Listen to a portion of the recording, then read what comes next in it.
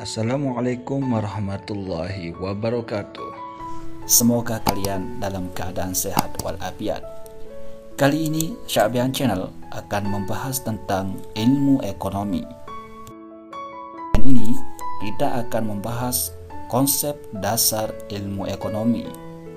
Yang pertama yaitu pengertian ilmu ekonomi. Ekonomi berasal dari bahasa Yunani yaitu oikonomia, yang berarti manajemen rumah tangga. Oikonomia berasal dari kata oikos, yang artinya keluarga atau rumah tangga, dan nomos yang artinya peraturan, aturan atau hukum. Menurut Adam Smith, dalam bukunya An Inquiry into Nature and Cause of the Wealth of Nations, beliau Adam Smith mendefinisikan ilmu ekonomi adalah ilmu sistematis yang mempelajari tingkah laku manusia dalam usahanya mengalokasikan sumber daya terbatas untuk mencapai tujuan tertentu.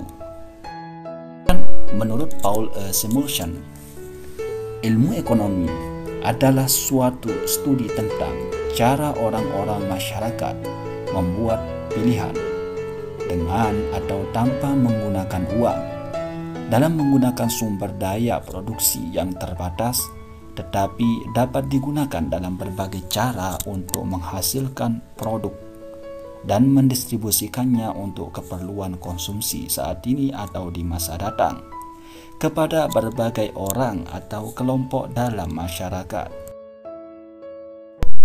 Selanjutnya, pembagian ilmu ekonomi.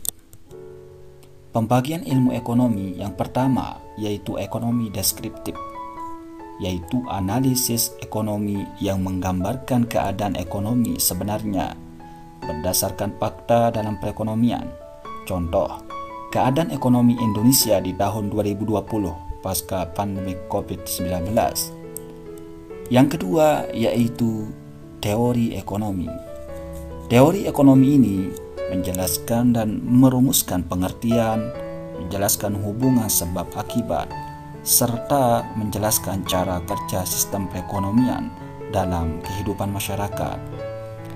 Teori ekonomi ini dibagi menjadi dua macam, yaitu yang pertama, ekonomi mikro. Ini lebih menitik beratkan pada perilaku individu rumah tangga, perusahaan, dan pasar. Contohnya, perilaku produsen, perilaku konsumen, dan lain-lain. Pembagian kedua yaitu ekonomi makro, yaitu menitik beratkan pembahasan perekonomian secara keseluruhan. Contoh, inflasi, pengangguran, perdagangan internasional, dan lain-lain. Selanjutnya pembagian ilmu ekonomi yang ketiga yaitu ekonomi terapan.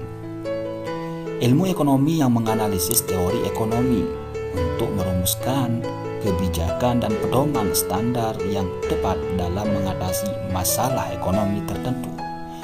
Contoh, ekonomi koperasi, ekonomi perbankan. Kemudian, masalah pokok ekonomi, yaitu kelangkaan dan kebutuhan yang relatif tidak terbatas. Kelangkaan atau scarcity itu adalah kondisi di mana barang yang digunakan untuk memenuhi kebutuhan tidak tersedia atau jumlah sangat sedikit sehingga tidak bisa memenuhi permintaan.